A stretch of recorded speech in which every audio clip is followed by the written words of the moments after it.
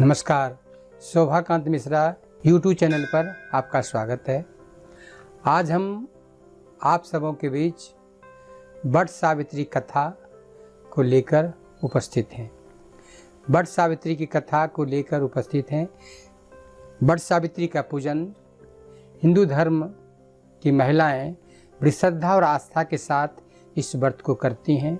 बड़ा उत्साहित होकर भक्ति के साथ व्रत को करती हैं। व्रत के दिन उपवास रखती हैं और विधिवत व्रत को करती हैं। वट वृक्ष के नीचे जाकर वह नाना प्रकार के निवेद्य फल फूल से वृक्ष की पूजा करती हैं। ऐसे तो वट वृक्ष में भगवान शिव, भगवान विष्णु और भगवान ब्रह्मा का निवास है। उसी जगह जाकर स्त्रियां आस्था और श्रद्धा के साथ व्रत करती हैं और व्रत को कर करके भगवान से प्रार्थना करती हैं कि जिस तरह सावित्री अपने पति की प्राणों की रक्षा की, उसी तरह भगवान मेरे पति इस संकट में उनकी रक्षा करें, मेरे पुत्र की रक्षा करें और सुख सौभाग्य प्रदान करें। वट सावित्री की कथा, वट सावित्री के बारे में कहा गया है कि यह व्रत, अनेक व्रत के बारे में कुछ कथाएं हैं, कुछ किंवदंती हैं कि लोग इस व्रत को कोई पूर्णमासी के दिन तो कोई अमावस्या के दिन मनाते हैं। उत्तर भारत के लोग जहां इस व्रत को अमावस्या के दिन मनाते हैं, वहीं दक्षिण भारत के लोग इस व्रत को पूर्णमासी तिथि यानी जेठ की पूर्णमासी तिथि को मनाते हैं।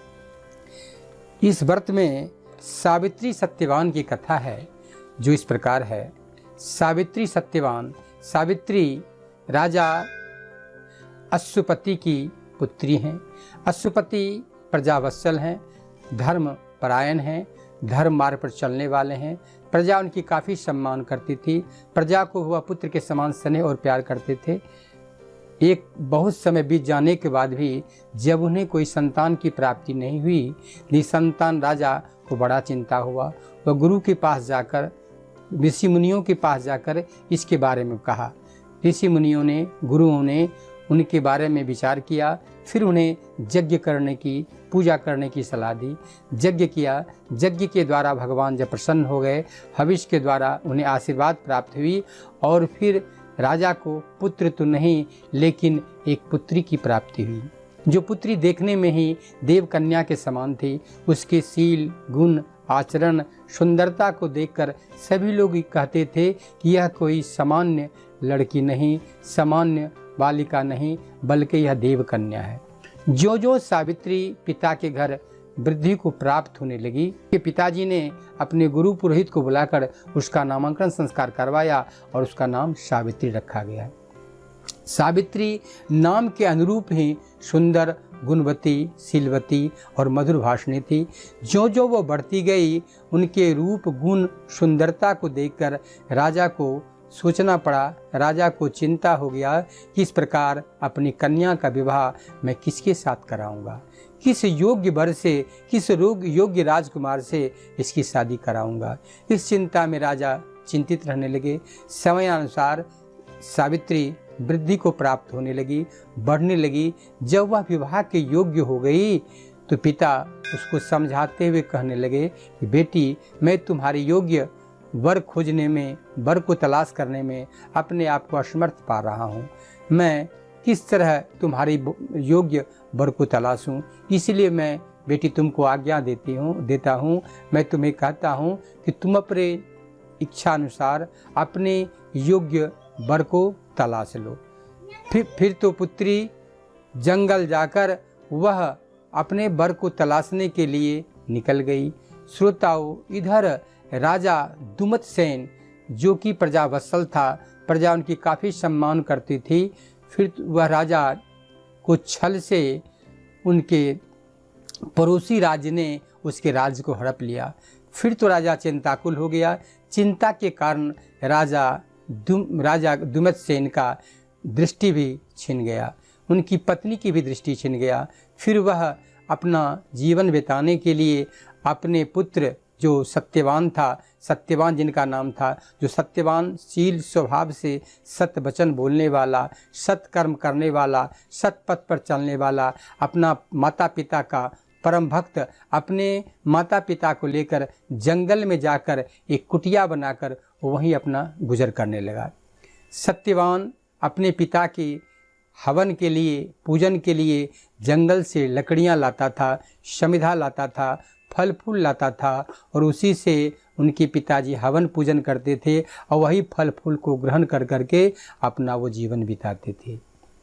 जब सावित्री अपने पति को तलाशने के लिए अपने बूढ़े मंत्री के साथ रथ पर सवार होकर निकली तो जंगल में जब पहुंची तो सत्यवान के रूप को देखकर, सत्यवान के गुणों को देखकर वह आकृष्ट हो गई और वह मन से सावित्री सत्यवान को अपने पति के रूप में वर्ण कर ली।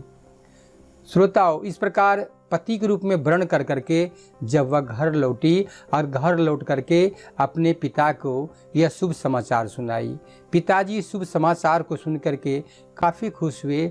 लेकिन उसी समय देव ऋषि नारद भी आ पहुँचे। देव ऋषि नारद बात को सुनकर समझाते हुए राजा से कहने लगे कि राजा, जिस सत्यवान को सावित्री अपना पति के रूप में वर्ण की है, उस सत्यवान की आयु अब मात्र 1 साल ही शेष बच गया है। सावित्री अपने दृढ़ निश्चय पर अटल रही। वह अपने पिता को समझाते हुए कहने लगी, पिताजी, मैंने मन से उसको वर्ण कर लिया है, मन से उसको पति के रूप में स्वीकार कर लिया है। अगर मैं उसको छोड़ दूं तो आपके मान मर्यादा से, आपकी शिक्षा से हमें गिरना पड़ेगा। पिताजी भी कुछ ना बोले। अंतोगत्वा समय आकर सावित्री की शादी सत्यवान के साथ विधि विधान पूर्वक अग्नि को साक्षी मानकर देवताओं मुनियों को बुलाकर उसका विधिवत विवाह कर दिया गया। 7 फेरे लगाकर सावित्री अपने पति के साथ रथ पे सवार होकर अपने ससुराल पहुंची। वहां जाकर वह साधारण सी औरत की तरह अपना जीवन बिताने लगी।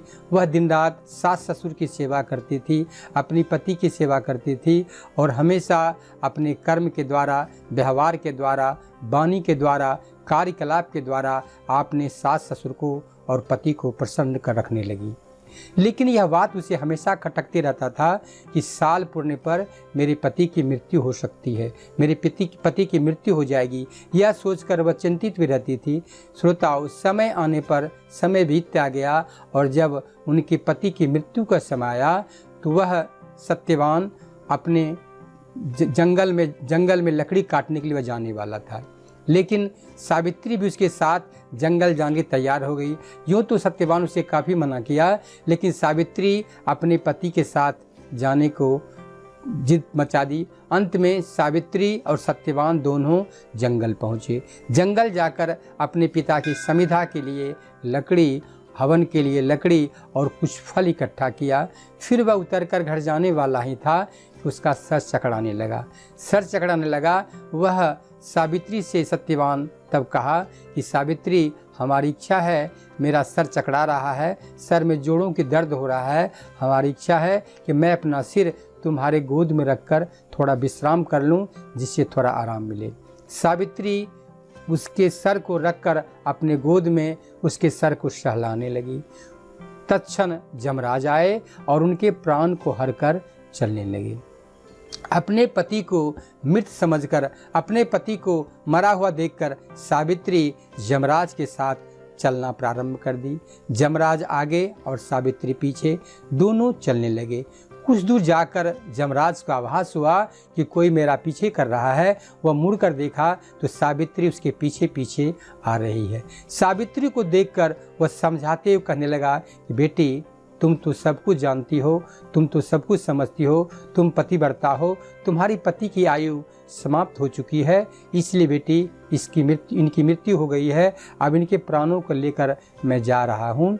बेटी, तुमसे आग्रह है कि तुम भी घर जाकर आराम से अपने जीवन को खुशपूर्वक बिताओ, क्योंकि मृत्यु तो अटल है, जिनका जन्म हुआ है उनका मृत्यु तो होगा ही।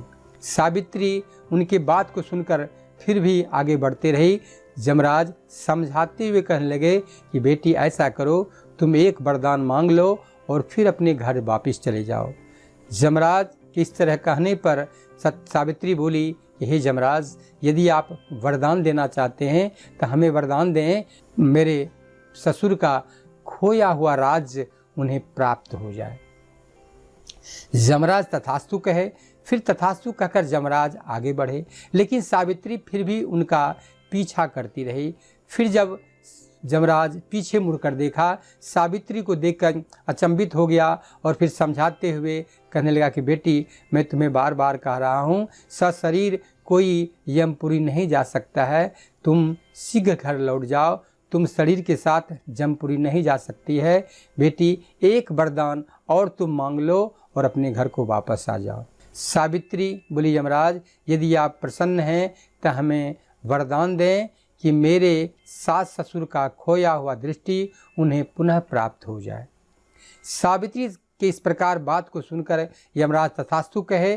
फिर यमराज आगे बढ़े, लेकिन सावित्री फिर भी उनका पीछा करती रही। फिर यमराज जब पीछे मुड़कर देखे तो सावित्री को देखकर कहने लगे कि बेटी, मैं तुम्हें बार बार समझा रहा हूँ, तुम मेरी बात नहीं मान रहे हो, अब मैं तुम्हें श्राप दे दूंगा। सावित्री बोली कि महाराज, मेरे पति के प्राण को हर के लिए जा रहे हैं और मुझे लौट जाने के लिए कह रहे हैं, मैं कैसे लौटूं।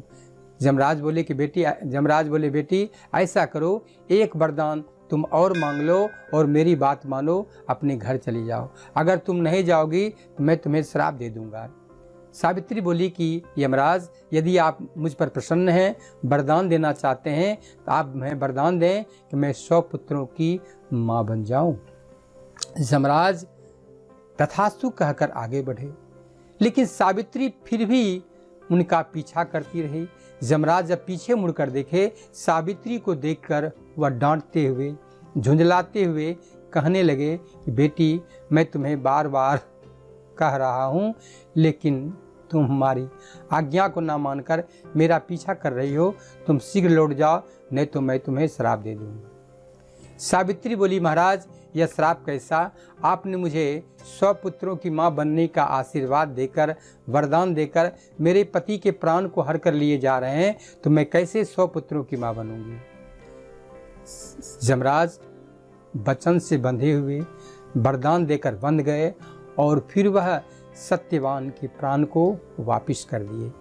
सावित्री के पति सत्यवान के शरीर में पुनः जान आ गया, प्राण आ गया, जीवित हो गया। जब सावित्री लौट के आई उसी बट वृक्ष के नीचे, तब तक का उसका पति स्वस्थ हो चुका था, तब तक उसका पति जीवित हो चुका था। फिर पति को लेकर घर लौट आई। इस प्रकार स्त्रियां जो वट सावित्री का व्रत एवं पूजन करती हैं, वो आशीर्वाद प्राप्त कर करके अपने पति, अपने पुत्र की लंबी आयु को प्राप्त कर सकते हैं, सुख समृद्धि को प्राप्त कर सकते हैं।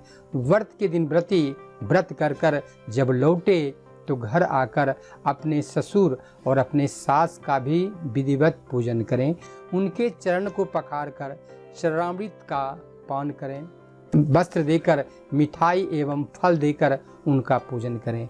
फिर ससुर और सास से अपनी पति की चिरंजीवी, पुत्र की दीर्घायु और अपने लिए सुख सौभाग्य का आशीर्वाद मांगे, क्योंकि उनके लिए ब्रह्मा, विष्णु, महेश तीनों उनके ससुर ही हैं, उनकी सास ही हैं। इस प्रकार जो स्त्रियां विधिवत व्रत को करती हैं, विधिवत पूजन को करती हैं, आशीर्वाद प्राप्त कर करके, सुख समृद्धि को प्राप्त करके सावित्री और सत्यवान की तरह अपने जीवन को सुखपूर्वक व्यतीत करती हुई अंत में वह देवलोक को जाती हैं।